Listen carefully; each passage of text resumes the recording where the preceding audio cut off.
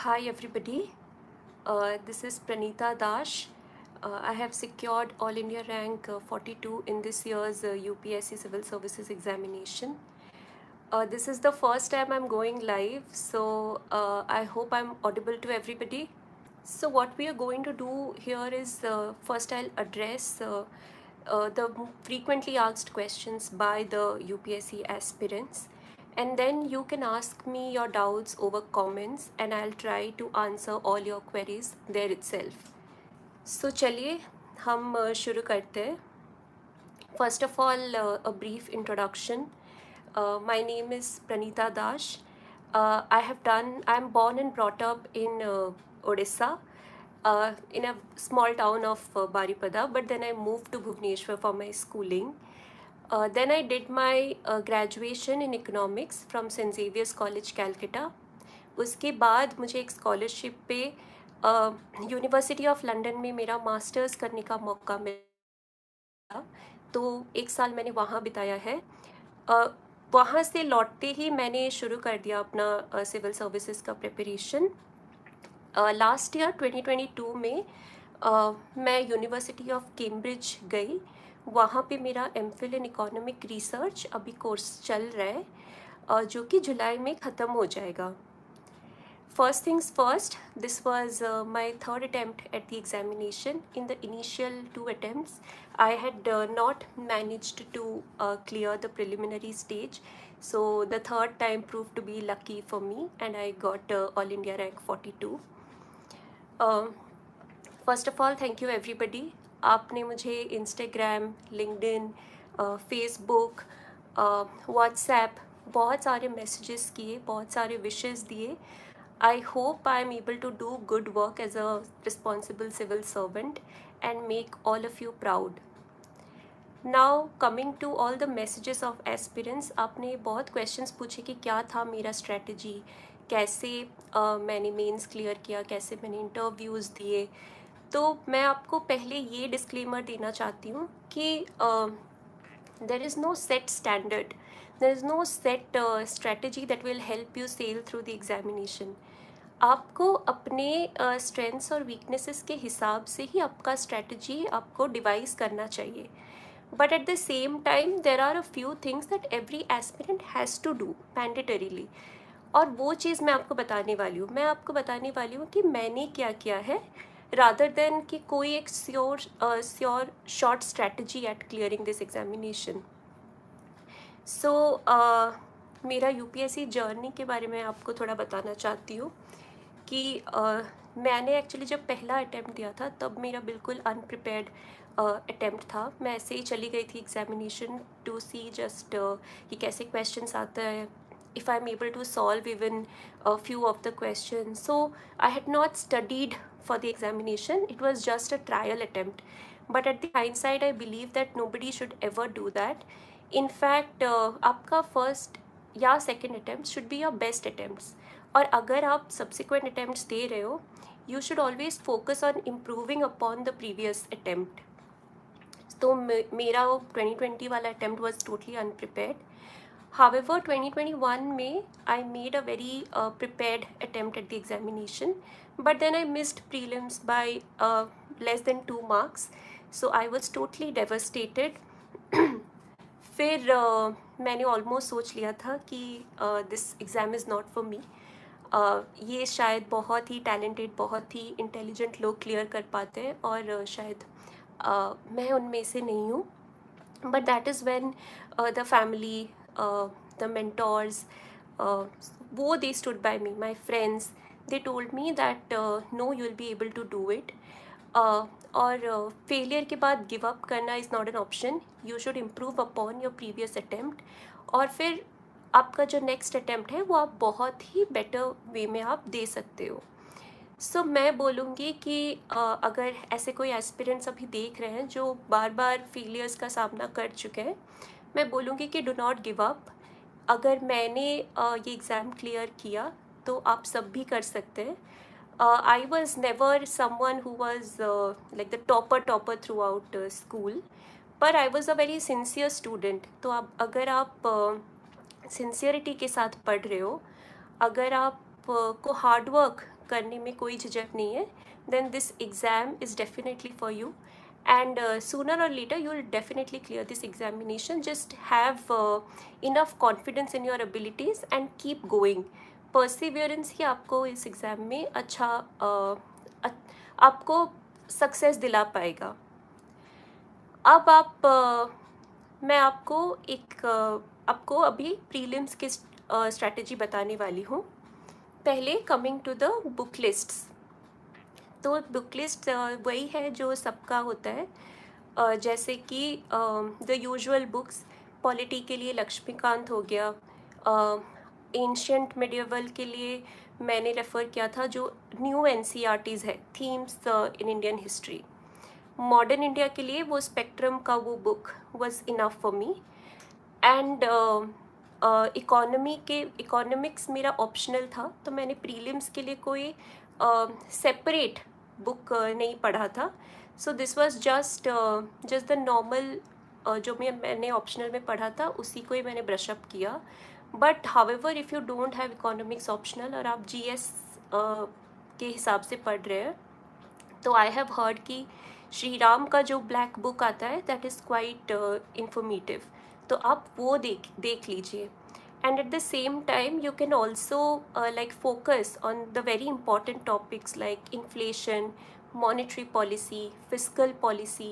वहाँ से questions बनते ही बनते हैं. और आप इकोनॉमिक्स के जब आप प्रीलिम्स के questions solve करोगे तो always look at the past year questions. वहाँ पे you will get a hang of how questions are being asked by UPSC.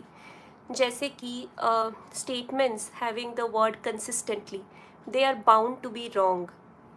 And at the same time अगर कोई बहुत ही extreme statements है कि this policy always results in this, तो that definitely is wrong. तो वैसे ही आप पढ़ाई भी कीजिए कि आप पहले पास्ट ईयर्स देखिए और फिर आप समझ जाइए कि ऐसे क्वेश्चंस आपके आते हैं एग्ज़ाम्स में. तो आपका स्ट्रीमलाइन हो जाएगा preparation with the kind of questions that are being asked. Economy गया. फिर हम एनवायरनमेंट के लिए again the same book that every aspirant uses, the Shankar IAS book. Science and tech जो मिसलेनियस टॉपिक्स है, science and tech, international relations, security, इन सब के लिए मैंने बस करंट अफेयर्स ही फॉलो किया था. और करंट अफेयर्स में आपका हो सकता है कि आप न्यूज़पेपर्स फॉलो कर रहे हैं और एट द सेम टाइम जो भी आपका मंथली मैगज़ीन्स है वो मैंने फॉलो किया था. कोई भी एक कोचिंग इंस्टीट्यूट का उठा लीजिए और उसको एंड ऑफ द मंथ में पढ़िए और फिर बार बार उनको रिवाइज कीजिए all the in your mind. So what you can do is you have to consistently revise those current affairs so that it kind of gets ingrained in your memory. और मैंने क्या किया था कि डेली करंट अफेयर्स जो भी sites में आते हैं, कोई भी वेबसाइट हो, कोई भी कोचिंग इंस्टीट्यूट का, वो लोग डेली करंट अफेयर्स अपलोड करते हैं. तो you don't have to necessarily go through each and every detail, but newspaper से जो टॉपिक आपका छूट गया है, आप क्या कर सकते हैं कि आप वो डेली करंट अफेयर्स वो ब्लॉग, वो वेबसाइट पे जाइए और फिर आप देख लीजिए कि क्या आपने मिस किया है. And at the same time वो लोग डेली क्विजेस भी निकालते हैं करंट अफेयर्स के. तो आप एक काम कीजिए कि हर दिन वो 5 या 10 questions try to solve. So that puts you in the habit of solving questions. And at the same time आप क्या कर सकते हैं कि कहाँ आपका क्वेश्चंस रॉन्ग हो रहा है. अगर आप 10 क्वेश्चंस में से 4-5 क्वेश्चंस गलत करें तो आप थोड़ा एनालाइज कीजिए कि कहाँ मेरी गलती हो रही है. मैं क्वेश्चन तो नहीं गलत पढ़ रहा हूँ, या मैंने शायद अपने जो भी पढ़ा था उसको शायद अच्छे से मेमोराइज़ नहीं किया. तो ये सब आप थोड़े देखिए, एनालाइज कीजिए कि क्या आपका गलत गया है. And at the same time जब आप नेक्स्ट डे वो क्विजेस करेंगे तो मेक श्योर कि आप ये गलतियाँ रेक्टिफाई करने की कोशिश करें. सो that puts you in the habit of taking exams, taking like solving a lot of questions, and that will definitely help you in making intelligent guesses or eliminating options during the prelims examination. So what I realized was कि जैसे जब मैंने first and second attempt दिया था तो majority of my focus it went into the current affairs, क्योंकि इतना बल्कि होता है तो आपको लगता है कि ये इसी पे ही फोकस ज़्यादा डालना पड़ता है और हम स्टैटिक को थोड़ा इग्नोर कर देते हैं, और स्टैटिक हम सब्सिक्वेंट रिविजन्स शायद नहीं कर पाते हैं. But after not being able to clear the preliminary stage in the first 2 attempts, I realized that अगर आपने स्टैटिक अच्छे से पढ़े, अगर आपने बेसिक बुक्स बहुत बार कवर किए हैं, तो at least 35 questions you will be able to solve in the examination. At least 30 to 35 questions आप समझ जाएंगे कि जो मैं अटैम्प्ट ले रहा हूँ वो सही ले रही हूँ. पर जो बाकी के क्वेश्चंस है, you have to attempt more number of questions to increase your likelihood of getting selected.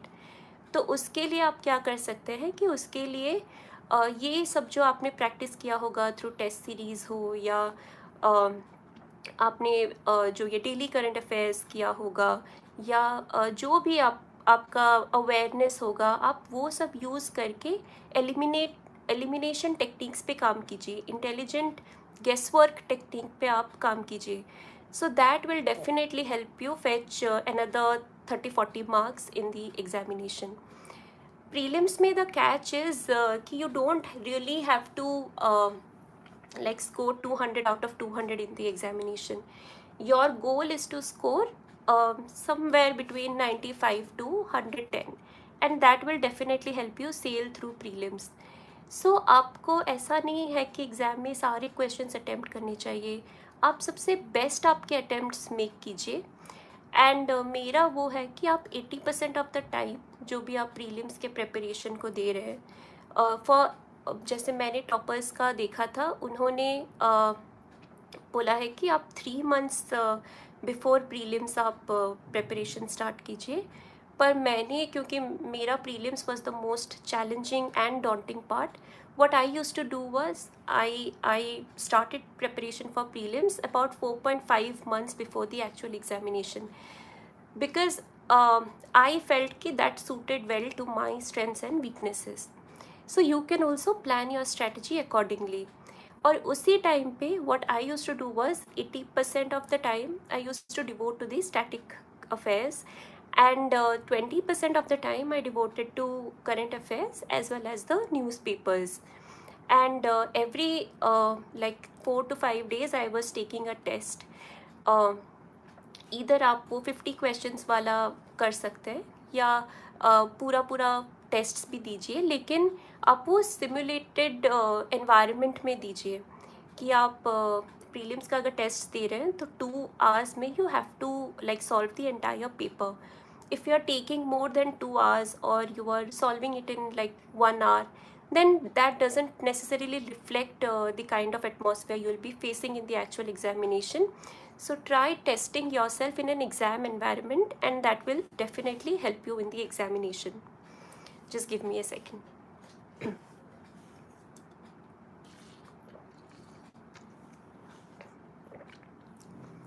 Yeah, so this was all for prelims. But prelims में जो सबसे इम्पॉर्टेंट है कि ड्यूरिंग एग्ज़ाम आपका माइंडसेट क्या होना चाहिए. आई वुड से कि enter the examination hall with full confidence. Just remember that you have studied enough, have confidence in your preparation, have belief in your abilities, and enter the examination like you are here to crack it. I know it sounds easy and it's very difficult to practice, but आप अगर वो attitude लेके जाएंगे तो आपका doubts while solving the questions will be lesser, and आप अपना best attempts दे सकते हैं with the questions that are being asked. उसके बाद मैं एक चीज़ बोलूँगी कि don't carry the baggage of the previous questions on to the next. आप एक क्वेश्चन को एट वन टाइम ही टैकल करना चालू कीजिए. जैसे what I used to do in the previous attempts was, because I have not solved maybe the 10th question, then I would start thinking that oh shit, I have not been able to solve question number 10. My marks will be decreased by these many numbers. I might not be able to crack. So I was carrying the baggage of one question onto the next, and that definitely had an impact on my mental sanity during the examination. And everything used to get clouded in my mind, and I knew I could not appear for the examination in my best state of mind. So वो आप मत कीजिए. आप देखिए कि 100 questions है और आपको 100 क्वेश्चंस नहीं सॉल्व करने हैं ड्यूरिंग द एग्जामिनेशन. आपने जितना अपना अटेम्प्ट सोचा है कि मैं 75 से 85 करूँगी, तो उस हिसाब से कीजिए. अगर एक नहीं आ रहा है तो you still have 99 questions that you can solve. वैसे आप करते जाइए. I understand that this years prelims was tough, and most of it could also be attributed to the difficulty of CSAT. So CSAT के लिए मैं बोलूँगी कि पहले आई थिंक जब मैंने अटैम्प्ट दिया था तो मैंने लास्ट 10 years के सारे CSAT पेपर्स सॉल्व कर लिए थे. तो आई अंडरस्टूड कि okay, this is a paper that I should not be worried about, because I was consistently getting above 95 in all the test papers as well as the previous year papers, so I did not have to worry about it. But given the difficulty level of CSAT in this year, I would suggest कि आप कोई भी एक aptitude वाला book उठाइए, कोई भी math वाला बुक उठाइए, और एवरी संडे आप उसको प्रैक्टिस कीजिए. टॉपिक वाइज प्रॉफिट लॉस के कुछ क्वेश्चन सॉल्व कीजिए, interest, simple interest, compound interest की सॉल्व कीजिए, परम्यूटेशन कॉम्बिनेशंस की कीजिए. आप स्टडी कीजिए पैटर्न, और फिर उसी हिसाब से आप क्वेश्चंस भी प्रैक्टिस करना चालू कीजिए. क्योंकि आई अंडरस्टैंड कि this year's paper has been tough, and we never know कि यूपीएससी इस पैटर्न को फॉलो करेगा या नहीं. सो या that is something I would suggest for CSAT. और CSAT में ये है कि आप ये मत सोच के जाइए कि मैं मैथ्स पहले अटैम्प्ट कर लूँगी, कॉम्प्रिहेंशन बाद में अटैम्प्ट कर लूँगी, या कॉम्प्रिहेंशन बाद में अटैम्प्ट कर लूँगी, मैथ्स पहले कर देती हूँ. तो ये सब आप इतना सेट स्टैंडर्ड ऑफ स्ट्रैटेजी लेके मत जाइए, क्योंकि व्हाट हैपेंस इज़ कि वो डिफ़र करता है. आज इस बार अगर CSAT हैज़ बीन टफ, तो इस बार अगर मैथ्स हैज़ बीन टफ, तो यू नेवर नो कि नेक्स्ट ईयर कॉम्प्रिहेंशन बहुत ही टफ आ जाए. तो वैसे आप करके मत जाइए. अगर आप क्वेश्चन वाइज जाएंगे, जैसे मैं क्वेश्चन वाइज जाती थी, अगर 1 में कॉम्प्रिहेंशन है, 2 में मैथ्स है, तो मैं क्वेश्चन वाइज ही जाती थी. जो मुझे नहीं आता था वो मैं उसको मार्क कर देती थी, ये बाकी लास्ट में आके I will review that question. So you can also do that, because in 2021, 2021 maths was easier and comprehension was I think difficult, and last year maths was tough and comprehension was easier. तो अगर तो many aspirants what they did was, because they knew maths is going to come easier, so they started with maths question, but apparently that year maths was difficult.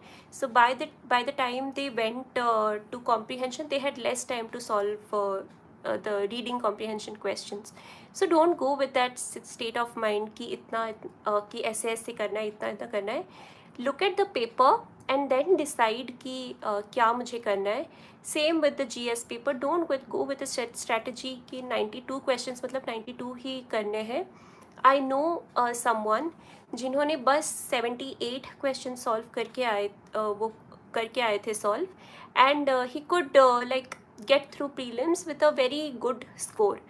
सो वैसे भी आप कर सकते हैं कि ज़्यादा दिमाग में आप क्योंकि व्हाट हैपेंस इज़ कि अगर मैं 78 क्वेश्चन सॉल्व कर पा रही हूँ in the prelims, I will always think कि मुझे तो 90 करने थे, अब मेरे से नहीं होगा. तो जो मैं 90 क्वेश्चंस अटैम्प्ट करूँगी, उसके बाद जो एडिशनल क्वेश्चंस अटैम्प्ट करूँगी वो शायद मेरी गलत हो जाए.